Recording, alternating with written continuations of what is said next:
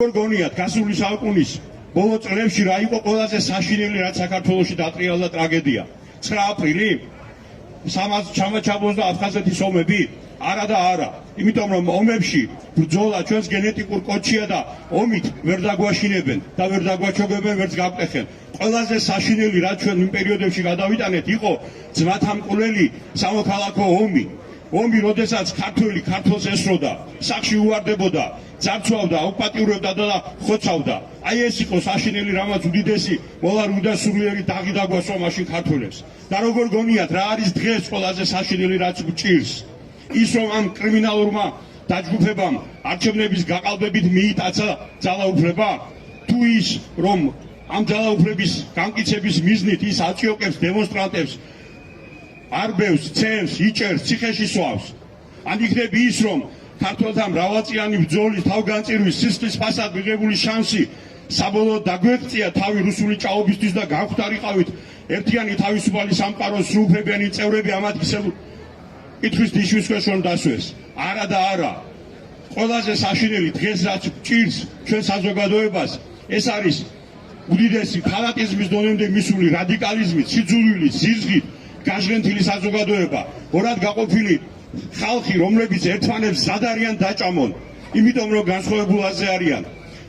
გუშინ მე მქონდა საუბარი ერთ ადამიანთან, რომელიც არის ძალიან დიდი პატრიოტი, ვიცი რომ ერისთვის, მამულისთვის, სარწმუნოებისთვის თავსაც არ დაზოგავს, მაგრამ არის პროპაგანდის მსხვერპლი და თulis რომ დღევანდელი საქართველოს სახელმწიფოებრიობის გადარჩენის ერთადერთი გარანტია არის ოცნება და ივანიშვილი.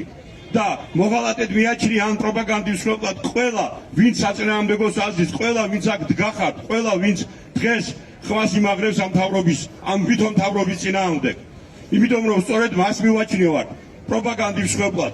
ჩვენ ისინი მიგვაჩნია და აი ამ დაყოფამ დაპირისპირებამ მივიყვანა იქამდე რომ ერთმანეთი ლამის არის დავგლიჯოთ, გადახედეთ სოციალურ ქსელებს, ჩაიხედეთ საკუთარ გულში რა სასტიკად, რა საშინელი სიტყვებით, ლანძღვა გინებით წევლით ვიმეტებთ ერთმანეთს, საკუთარ გულს დაუკვირდით, რამდენჯერ მოგსურვებიათ შუაზე გაგეგლიჯათ ის ადამიანი, ვინც თქვენის აზრით დგას იქ, სადაც არ უნდა იდგეს პატრიოტი ადამიანი. და სწორედ აი ეს სიძულვილის, აგრესიის, უზარმაზარი დოზა, რომელთაც გაჟღენთილია ჩვენი ყოველდღიურობა და ჩვენი აზროვნებაც კი ყველაზე უფრო მეტად ყავს სწორედ თავისუფლებას, ყველაზე უფრო მეტად ყავს ადამიანს ჩვენში. და თუ ჩვენში არ არის სიყვარული, მაშინ არც თავისუფლებისთვის ბრძოლას არ აქვს აზრი. იმიტომ რომ სიყვარული ყველა ბევრად უფრო მეტია ვიდრე თავისუფლებას, ბევრად უფრო მეტია ვიდრე რწმენაც. რადგან რწმენა იმისა რომ უფალი არსებობს ეშვაკს ნებისმიერ ადამიანზე უფრო მეტად აქვს, მაგრამ ეს არ ცვლის მის სატანისტურ ბუნებას, იმიტომ რომ მასში არ არის სიყვარული. და აი სადაც სიძულვილია, იქ სიყვარული ვერ ისადგურებს. და თუ ჩვენ სიყვარულის ტყვეობაში აღმოჩნდებით, მაშინ არაფერ ჩვენს მიერ გაკეთებულ სპასში არ ექნება. ამიტომ საჭიროა რაც შეიძლება კარგად დავფიქრდეთ ამ ყველაფერზე. სიბნელე არ არსებობს როგორც ასეთ, ის არის სინათლის არ არსებობა. სიბნელე ძალით ვერ გავიტანთ. სიბნელე რომ მოვაშოროთ, შუქი უნდა შემოვიტანოთ. სწორედ ასე თუ არ შემოვიტანეთ სიყვარულის შუქი ჩვენს ყოველდღიურობაში ამ სიძულვილით, აგრესიით, სიზღით, ერთმანეთის აუტანლობით გაჟღენთილ აი ამ ჩვენ სამოქალაქო საზოგადოებაში მაშინ არც თავისუფლებას ექნება ფასი, არც ბრძოლას ექნება ფასი, არც არანაირ გამარჯვებას. ვერავინ ვერ გაიმარჯვებს დამმარცხებით ყველა ერთად. ამიტომ გთხოვთ, გემუდარებით, ვიბრძოლოთ, მაგრამ ვიბრძოლოთ ღირსებით, ვიბრძოლოთ სიყვარულით და ნუ შევაჭრევინებთ თავს აგრესიას. გვახსოვდეს ეს ყოველთვის კომენტარებს წერთ, პოსტებს წერთ, თუ პირად საუბრებში და პირად დისკუსიებში შევდივართ ერთმანეთთან.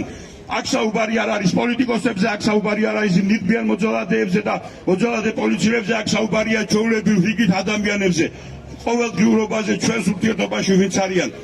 მოვეფეროთ ერთმანეთს ღირსებით, ერთმანეთის სიყვარულით, ვიბრძოლოთ ჩვენი ქვეყნის თავისუფლებისთვის, სიყვარულით დავუდგეთ გვერდში და მაშინ ვერავინ და ვერავითარი ძალა ვერ დაგვამარცხებს. თავისუფლებას, ინდისის პატიმრებს, ახალი არჩევნები ხალხს და მერე ხალხი მოგივლით თქვენ ყველას.